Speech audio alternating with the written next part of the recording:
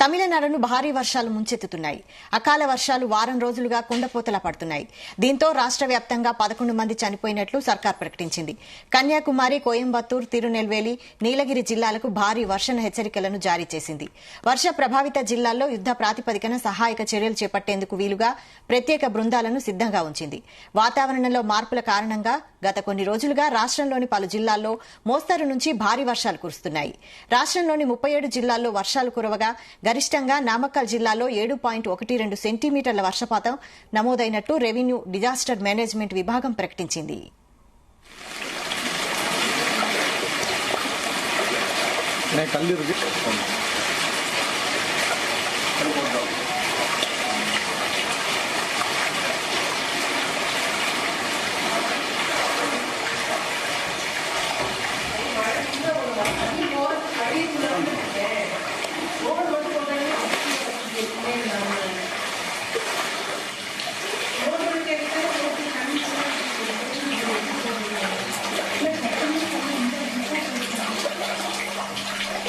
తమిళనాడును భారీ వర్షాలు ముంచెత్తుతున్నాయి. అకాల వర్షాలు వారం రోజులుగా కుండపోతల పడుతున్నాయి.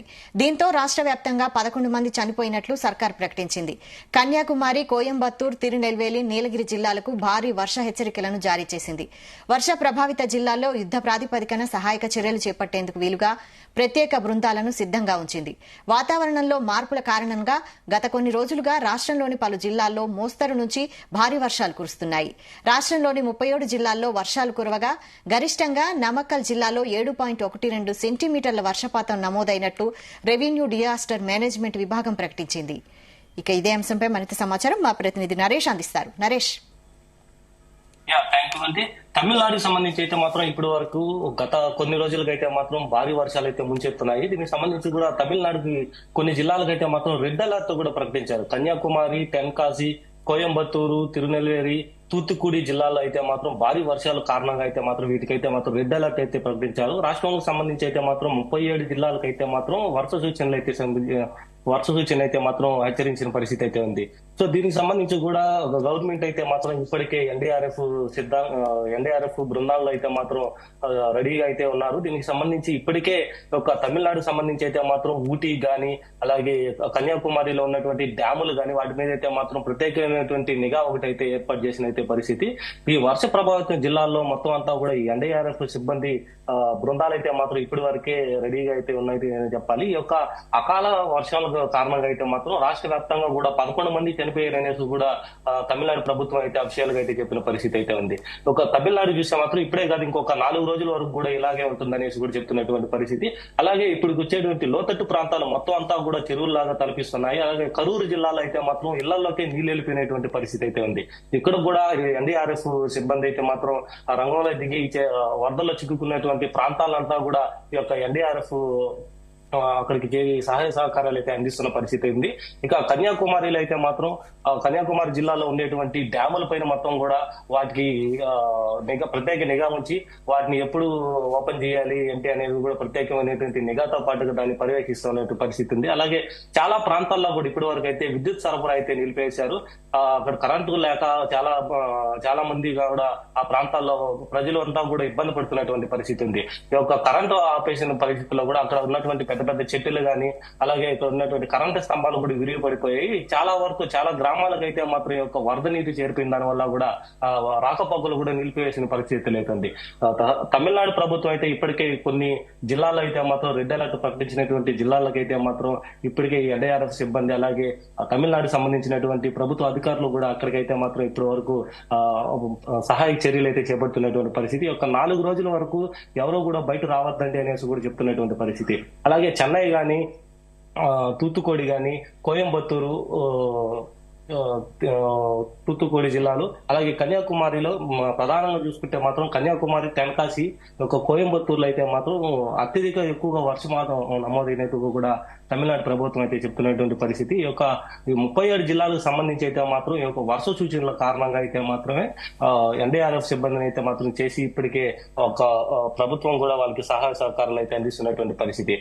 తమిళనాడు నుంచి కూడా కర్ణాటక, ఏపీ బార్డర్ కు సంబంధించినటువంటి ఉన్నటువంటి ప్రాంతాల్లో అంతా కూడా ఒక ప్రభుత్వ అధికారులు కూడా మొత్తం అక్కడ కూడా ఒక జల్లెడ పడుతున్నటువంటి పరిస్థితి ఉంది. ఇక్కడ ఏ ప్రాంతాలు వరద నీటితో చిక్కుకునేటువంటి ప్రాంతాలు అయితే ఏవి ఉన్నాయో అంటే లోతట్టు ప్రాంతాలు ఎక్కువగా ఉన్నటువంటి జిల్లాల్లో వాటిని గుర్తించి వాటిపైన అయితే మాత్రం ప్రత్యేక నిఘా అయితే ఏర్పాటు చేసినటువంటి పరిస్థితి. అక్కడి నుంచి కూడా వేరే ప్రాంతాలకు కూడా తరలిస్తున్నటువంటి పరిస్థితి ఉంది. అంటే లోతట్టు ప్రాంతాల్లో ఉన్నటువంటి గ్రామాలంతా కూడా అక్కడ నుంచి వేరే దగ్గరికి కూడా షిఫ్ట్ చేస్తున్నటువంటి పరిస్థితిగా కనిపిస్తుంది. అలాగే తమిళనాడు మొత్తం కూడా ఈ యొక్క 4-5 రోజుల వరకు ఇలానే ఉండిపోతుంది అనేసి కూడా చెప్తున్నటువంటి పరిస్థితి. అలాగే టూరిస్ట్ ప్రదేశాలు ఏవైతే ఉన్నాయో ఆ టూరిస్ట్ ప్రదేశాలకు కూడా ఇప్పటికి వెళ్ళొద్దండి. ఇక్కడ ఉన్నటువంటి మనం జరిగినటువంటి కుర్తాలం దగ్గర వాటర్ ఫాల్ అయితే ఎలాగో సడన్ గా వచ్చేసిందో అలాగే కూడా ఊటీలో ఉన్నటువంటి జలపాతాలు కానీ కుర్తాలం జలపాతాలు కానీ ఇవంతా కూడా సడన్ గా వచ్చేసే ప్రమాదం ఉందనేసి కూడా అక్కడ కూడా ఈ యొక్క టూరిస్టులను కూడా అక్కడికి అనుమతించేది కూడా నిలిపేసిన పరిస్థితి అయితే ఇప్పటి వరకు తమిళనాడు ప్రభుత్వం అయితే చేసింది.